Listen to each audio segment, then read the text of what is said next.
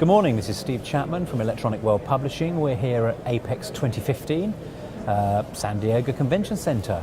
It's a great place, it's lively, it's sunny outside, it's pretty bright in here actually, with all the stuff that's going on. Certainly seems to be some enthusiasm running around the industry. We see a lot of capital equipment, a lot of stuff on display here, and that's an interesting link because right now I'm joined on the booth by Arlin Horsley of Baja Bid. Arlin, welcome. Thank you very much. Good to meet you. Thanks for taking the time out. Now, asset management was the generic term that you're talking about for what you do. Can you explain to me what that is in the context of your business? Yes, we at Baja Bid, we're an asset management company specifically in the electronics manufacturing industry. And what we do is we specialize in our industry and taking customers that have excess or unused assets, everything from workbenches to soldering irons to the entire pick and place machines and lines. And we help liquidate those through either online auctions or consignment programs or even private negotiated sales. And we do that in multiple facets, and we manage the process from everything from the get-go of cataloging, inventorying, marketing, to selling the assets, collecting the invoices, and organizing the shipping and logistics with the customers and the buyers. So you manage the entire process. So That's it correct. really is a management function. Absolutely. And we want to be distinct. You're not a brokerage. You're not brokering this stuff. You are providing a seamless end-to-end service for liquidating assets or whatever people want to do. Absolutely. But relinquishing cash, really. You're coming up with cash which they can presumably reinvest in something else.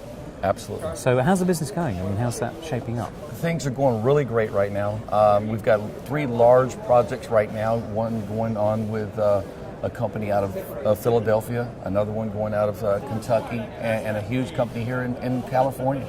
So it's going really well. We're very excited. We have a booth here at Apex, and the attendance is really high, and it's been a great show, and we're happy to be here. Is it fair for me to presume that, you know, establishing a name for yourself and doing this stuff, you know where you might get this stuff sold? I mean, you probably have loads of contacts. It's kind of like a networking thing, am I right? You're absolutely correct. Yeah. I mean, at the end of the day, you can have the best items for sale, but if you don't have the resources and the avenues to market yourself and exposure, then you're not going to be able to sell it. The great thing about me is that I've personally been in this industry, even to from this aspect of actually working for an EMS supplier. So this is for over 30 years. And we have a well-educated, well-diverse team that is very specific to this industry. Are there any particular highlights of the industry, any sort of bits that you specialize in, or is it just a broad-based service?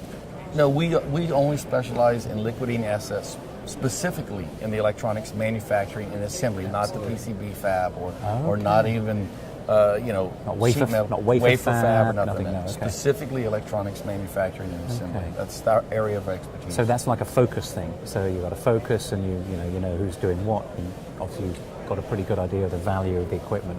Absolutely. And you mentioned to me, so it's no secret, of course, your job is, you're not a broker, is to try and get that very best price. Absolutely. We work for our customers. Yeah. And one of the things that we try to do is we work for our sellers. We don't make any bones about it. Our goal and objective is to try to maximize their return on their assets, but we do that through proper representation. And one of the things that we try to highlight is the fact that we have the industry knowledge. We're not selling something in a paper mill today and then in a department store the next week. We know what a screen printer is. We know what to look for. We know what a difference between a green camera and a black camera is. We know a reflow of it. We know the difference between light left to right and right to left. And so we're trying to highlight that. We also supply specs.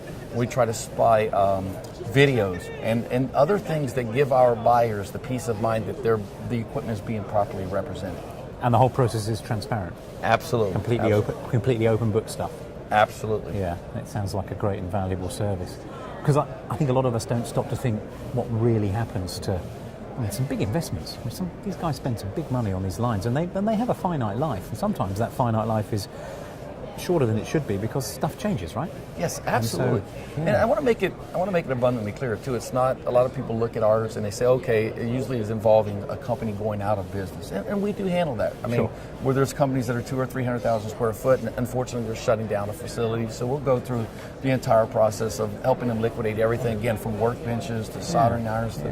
But there's also a lot of companies that are using our services when they're putting in 2 or 3 new product lines, or even one new SMT line, and they want some resource and some avenue to help liquidate the old one. And then we also even do exchange auctions where you got a customer that says, hey, I have 2 or 3 items, and we'll put those in an event with 3 or 4 or 5 other customers that have 3 or 4 items, and collectively they make a good auction and they draw the necessary attention to maximize their sale. Yeah, that's pretty good. It's almost as if some of these businesses could view your service as part of their strategic roadmap. They know what they can do with it when it comes to the end of its life, whether that happens to be next year or 10 years.